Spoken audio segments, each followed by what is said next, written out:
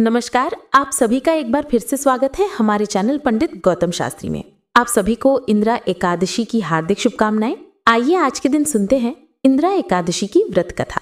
एक समय की बात है, धर्मराज युधिष्ठिर कहने लगे कि हे भगवान, अश्विन कृष्ण एकादशी का क्या नाम है, इसको करने की विधि क्या है और इसे करने से क्या फल मिलता है, कृपा करके कहिए। भगवान श्री कृष्ण ने कहा, इस एकादशी का नाम इंदिरा एकादशी है। ये एकादशी पापों को नष्ट करने वाली और पितरों को अधोगति से मुक्ति दिलाने वाली होती है। हे राजन, ध्यान पूर्वक इसकी कथा सुनना। इसको सुनने से ही वाजपेयी यज्ञ करने का फल भी मिलता है। प्राचीन काल में सतयुग के समय महेशमती नाम की एक नगरी में इंद्रसेन नाम का एक प्रतापी राजा धर्म पूर्वक अपनी प्रजा का पालन पोषण करते हुए शासन करता था। वो राजा पुत्र, पौत्र और धन आदि से संपन्न और विष्णु जी का परम भक्त था। एक दिन जब राजा सुखपूर्वक अपनी सभा में बैठा था तो आकाश के मार्ग से महर्षि नारद जी उतरकर उसकी सभा में आए। राजा उन्हें देखते ही हाथ जोड़कर खड़ा हो गया और विधि पूर्वक उन्हें बैठने का आसन दिया। सुख से बैठकर नारद मुनि ने राजा से पूछा, हे राजन, आपके सातों अंग तो कुशल पूर्वक हैं, आपकी बुद्धि धर्म में है और आपका मन भी विष्णु भक्ति में रहता है।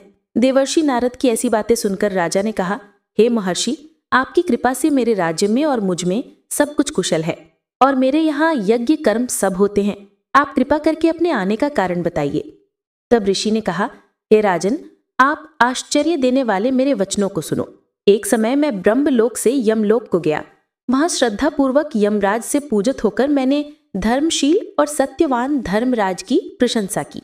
उसी धर्मराज की सभा में महान ज्ञानी और धर्मात्मा आपके पिता को मैंने वहां देखा।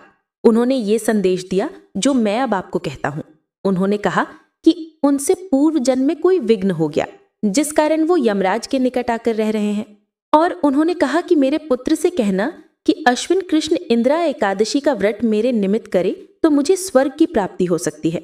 इतना सुनकर राजा ने कहा, हे महर्षि, आप इस व्रत की विधि मुझे कहिए। नारद जी ने कहा, अश्विन माह की कृष्ण पक्ष की 10वीं तिथि के दिन प्रातःकाल श्रद्धा पूर्वक स्नान से निवृत्त होकर पुनः दोपहर को भी नदी में जाकर स्नान करें। फिर श्रद्धा पूर्वक पितरों का श्राद्ध करें और एक बार भोजन करें। प्रातःकाल होने पर एकादशी के दिन दातुन आदि करके स्नान करें। फिर व्रत के नियमों को भक्ति पूर्वक ग्रहण करते हुए प्रतिज्ञा करें कि मैं आज संपूर्ण भोगों का त्याग करके निराहार रहकर एकादशी का व्रत करूंगा।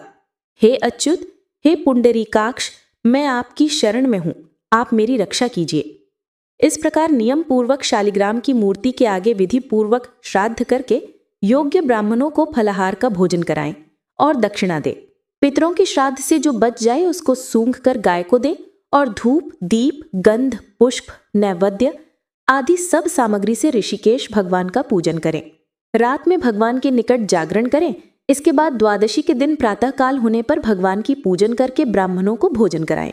भाई बंधुओं, स्त्री और पुत्र सहित आप भी मौन होकर भोजन करें। नारद जी ने फिर कहा, हे राजन, इस विधि से यदि तुम आलस्य रहित होकर इस एकादशी का व्रत करोगे तो तुम्हारे पिता अवश्य ही स्वर्ग लोक को जाएंगे। इतना कहकर नारद जी अंतर्ध्यान हो गए। नारद जी के कहे अनुसार राजा ने अपने परिवार, बांधवों और दासों के साथ इस व्रत को किया। व्रत करने से आकाश में से पुष्प वर्षा हुई और उस राजा के पिता को गरुड़ पर चढ़कर विष्णु लोक प्राप्त हुआ। राजा इंद्रसेन भी एकादशी के व्रत के प्रभाव से अपने राज्य को सुखपूर्वक भोग कर अंत में अपने पुत्र को सिंहासन पर बैठाकर स्वर्गलोक को गए। हे युधिष्ठिर, ये इंदिरा एकादशी व्रत का महत्व मैंने तुमसे कहा है। इसको पढ़ने और सुनने से मनुष्य सब पापों से छूट जाता है और सब प्रकार के भोगों को भोग कर वैकुंठ को प्राप्त होता है। ये थी आज की इंदिरा एकादशी की व्रत कथा। आपको ये कथा कैसी लगी कमेंट करके जरूर बताएं। कथा अच्छी लगी हो तो वीडियो को लाइक जरूर करें और मेरे चैनल को अभी तक सब्सक्राइब नहीं किया हो तो सब्सक्राइब जरूर करें। धन्यवाद। जय माता की।